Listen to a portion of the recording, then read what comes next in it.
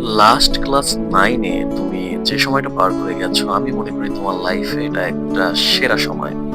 কারণ তখন ডিসেম্বর আসলেই কবে বার্ষিক পরীক্ষা শেষ হবে। আর বার্ষিক পরীক্ষা শেষ হলেই তোমার দুনিয়ার আর কোনো টেনশন নাই।